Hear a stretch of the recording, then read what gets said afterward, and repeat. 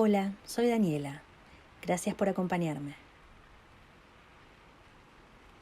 Walter Van Tilburg Clark fue un novelista, cuentista y educador estadounidense. Se ubica como una de las figuras literarias más distinguidas de Nevada del siglo XX y fue el primer miembro del Salón de la Fama de los Escritores de Nevada en 1988, junto con Robert Laxalt, el aprendiz de Clark y otro autor aclamado del siglo XX. Dos de las novelas de Clark, El incidente de Oxbow y La pista del gato, se convirtieron en películas. Como escritor, Clark aprendió por sí mismo a usar los materiales familiares de la saga occidental para explorar la psique humana y plantear cuestiones filosóficas profundas. Este cuento nos sitúa inmediatamente después del Apocalipsis, donde todo lo que queda de la cultura humana se resume en las escasas posesiones del Dr. Jenkins, algo de Shakespeare, la Biblia, Moby Dick, la Divina Comedia y un fonógrafo portátil con algunos viejos discos. Todo parece relativamente tranquilo cuando el Dr. Jenkins y un puñado de sobrevivientes terminan de disfrutar su rutinaria sesión de lectura y música. No obstante, cuando el grupo por fin se disuelve, dirigiéndose cada uno a sus respectivos refugios, el médico, único custodio de aquellos preciados tesoros, oye en el mundo vacío una tos, no muy lejana, de alguien más que se aproxima o que regresa. Hoy escucharemos El fonógrafo portátil, de Walter Van Tilburg Clark.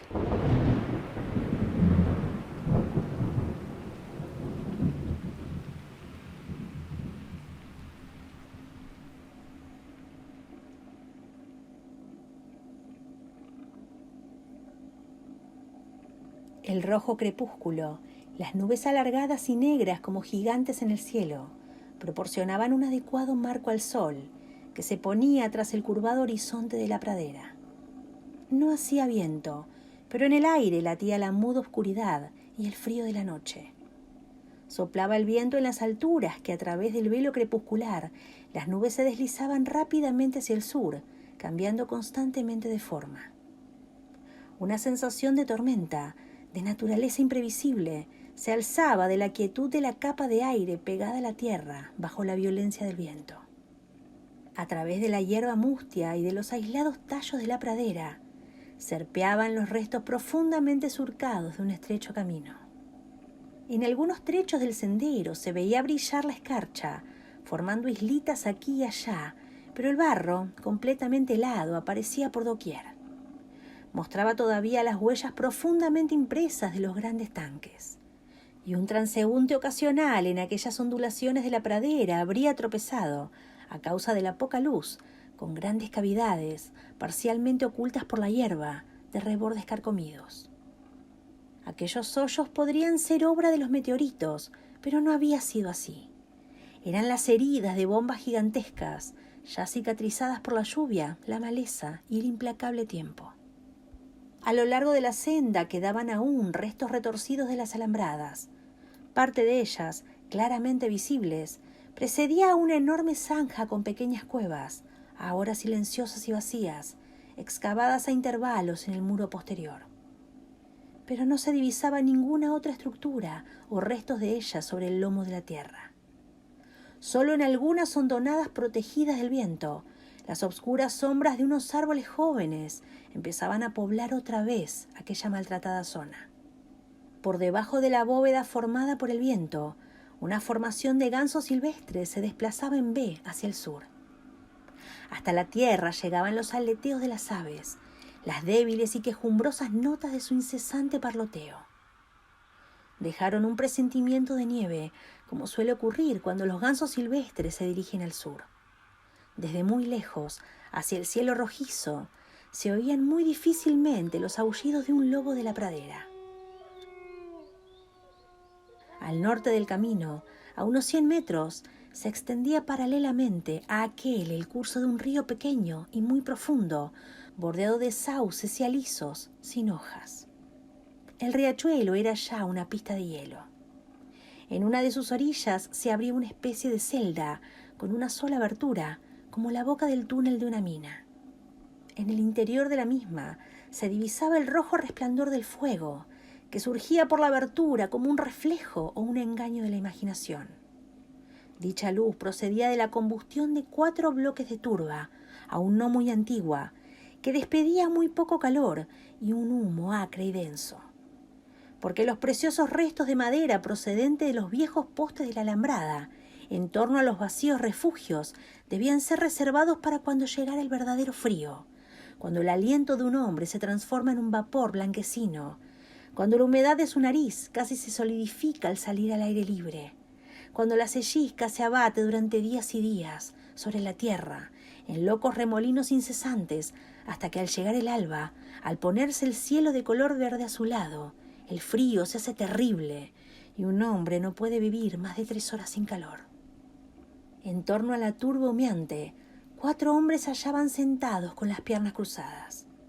Detrás de ellos, semioculto en las sombras, se distinguía un montón de tierra, con 2 mantas sucias y viejas que contenía el lecho del dueño de la cueva. En un nicho del muro opuesto, unos cuantos utensilios de hojalata reflejaban los destellos de la hoguera. El propietario de la cueva estaba empaquetando, con un pedazo de arpillera, 4 libros de excelente calidad, encuadernados en piel. Lo hacía lenta, amorosamente, atando al final el paquete con un cordel. Los otros 3 individuos observaban la operación, como si poseyese un gran significado. Cuando ésta terminó, el hombre tomó la palabra.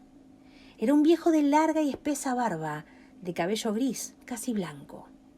Las sombras de la cueva oscurecían sus cejas y pómulos, y sus ojos y sus mejillas estaban profundamente hundidos. Sus grandes manos, torpes por el frío e hinchadas por el reumatismo, envolvieron los libros, penosa pero gentilmente. Parecía un sacerdote prehistórico ejecutando una ceremonia ritual.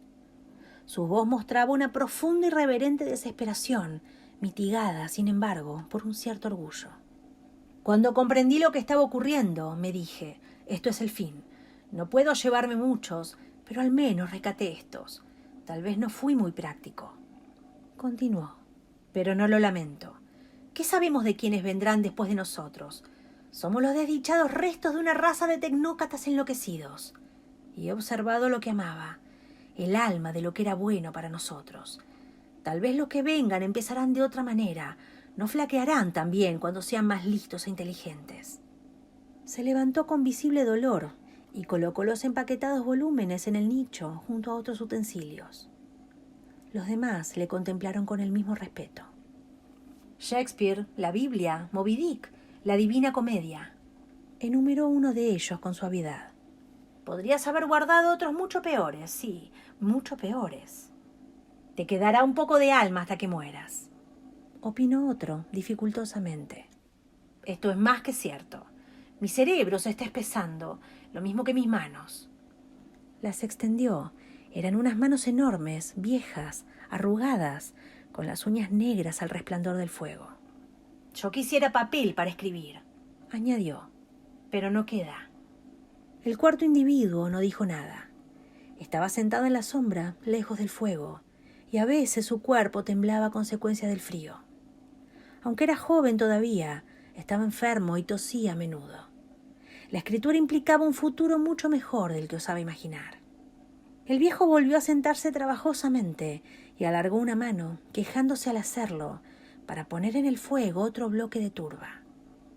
Con la cabeza inclinada y la vista baja, los 3 hombres agradecieron su magnanimidad. Gracias, doctor Jenkins, por la lectura, dijo el que había nombrado los libros. Todos parecían estar esperando algo. El doctor Jenkins lo comprendió, pero no era fácil para él. En otro momento hubiera guardado silencio, pero las frases de La Tempestad que acababa de leer y la religiosa atención de sus compañeros daba un matiz inusitado a la ocasión. ¿Queréis oír el fonógrafo portátil?, rezongó. Los 2 individuos de mediana edad continuaron mirando fijamente al fuego, incapaces de formular la enormidad de tal deseo. El joven, sin embargo, exclamó ansiosamente, entre 2 toses reprimidas. «¡Oh, sí, por favor!» Parecía tan excitado como un chiquillo. El viejo volvió a levantarse con suma dificultad y se dirigió al fondo de la cueva. Regresó, dejando sobre el suelo, donde era más brillante el resplandor del fuego, un fonógrafo portátil, muy viejo y estropeado, de color negro. Le pasó una mano por encima y luego lo abrió. El plato, protegido por un fieltro verde, quedó al descubierto. «He estado utilizando espinos como agujas», explicó. «Pero esta noche, ya que tenemos un músico entre nosotros», volvió la cabeza hacia el joven, casi invisible en las sombras. «Usaré una aguja de acero. Solo me quedan 3». Los dos individuos contemplaron al viejo en muda adoración. El de las manos enormes, que deseaba escribir, movió los labios, pero el susurro no fue audible. «¡Oh, no!», exclamó el joven, como si se sintiese herido. «Los espinos son suficientes». «No», replicó el viejo. «Estoy acostumbrado a los espinos, pero no son buenos. Para ti, mi joven y dilecto amigo, habrá buena música esta noche. Al fin y al cabo», añadió con generosidad, dando cuerda al fonógrafo portátil que crujía por todas partes, «no pueden durar siempre». «No, ni nosotros», afirmó el individuo con ansias de escritor. «Sí, es mejor una aguja». «Oh, gracias», exclamó el joven. «Gracias», repitió, ahogando luego una tos. «Pero los discos son otro asunto», agregó el viejo cuando hubo terminado. «Están ya muy gastados, y eso que solamente los toco una vez por semana. Una sola vez por semana es cuanto me permito. No puedo resistir más de una semana sin oírlos». «Claro, ¿cómo podría?», asintió el joven. «Y menos teniéndolos aquí. Un hombre puede soportarlo todo», aseguró el hombre que deseaba escribir, con su voz dura y belicosa. «Por favor, música», suplicó el joven. «Solo uno», concedió el viejo. «A la larga lo recordaremos mejor así». Tenía una docena de discos con lujosos sellos de color rojo y dorado. Incluso con tan exigua luz, los demás pudieron ver que estaban ya muy gastados. El viejo leyó lentamente los títulos y los nombres de los magníficos y ya fallecidos compositores, los intérpretes y las orquestas. Los 3 recogieron aquellos nombres en sus cerebros con el mayor cuidado. Era difícil elegir, entre tanta belleza, el disco que más deseaban recordar. Por fin, el aspirante escritor citó New York de Gershwin. «¡Oh, no!», gritó el joven enfermo, pero no pudo añadir nada más, sofocado por un acceso de tos. Los otros le comprendieron, y el hombre de manos toscas renunció a elegir y aguardó a que hablara el músico. Este rogó al doctor Jenkins que leyera de nuevo los títulos, muy lentamente, a fin de ir recordando las notas. Mientras se procedía a la lectura, se recostó contra el muro, entornó los ojos, tirándose de la barba con su mano afilada, y escuchó en la mente la música y las orquestas. «Me he olvidado», exclamó con desesperación al concluir la lectura. «No puedo oír claramente estas composiciones. Pierdo frases musicales».